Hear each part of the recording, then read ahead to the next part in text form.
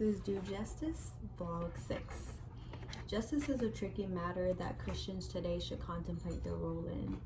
The latter prophet Jeremiah was known to preach charges to the saints of their injustices, oppressions, and forms of inequity, otherwise known as like any unfairness that we show or they showed. The prophet Jeremiah was present in our if he was present in our American culture, I believe that we could use these same accusations to better ourselves that we see through this week. So in chapter 5 of Jeremiah, he helps us understand the nature of people who have hardened their heart and desensitized themselves from the surrounding injustices. Jeremiah 5:1-9 shows us that.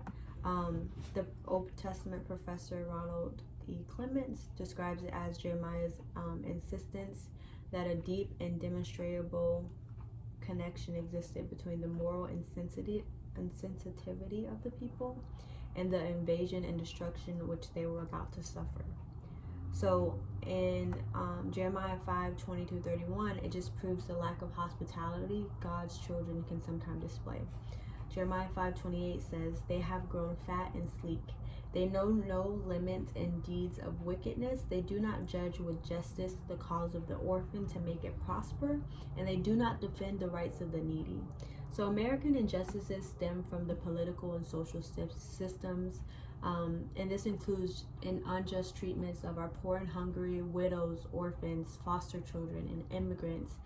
If a system marginalizes, discriminates, dismisses, or silences voices, Christians should stand in the gap for these systematic injustices. According to Bryce, there's an article by Bryce Lawfree called Systematic Injustice. So in a more recent study, researchers surveyed about 3,000 Christians and found out that 19% donate to orphanages, but roughly 4 million of United States Christians have taken mission trips to orphanages or children's home. So the good thing that we do is that many churches tithe and offer to help people in need. They have regular community outreaches, and the social media is a big platform as far as advocates for injustices. So I do believe that we can all apply these things by doing local and global mission work, donating, and joining any other groups that help people in need.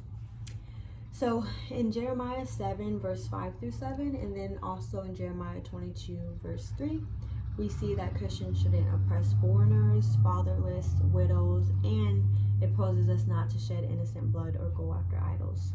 So I think this means that we should stand up to things like abortion. We should help people to be free from systems like sex trafficking or forced child labor. Just anything that is inhumane, honestly. I think we can all work better at not only speaking about it, but trying to get involved in the places that can help people become free. So the book of Jeremiah helps Christians ultimately become more like Jesus, and that is the whole goal, and we can definitely apply his voice to just opening our eyes to the things around us that we can help, and we can start doing justice more. Thank you.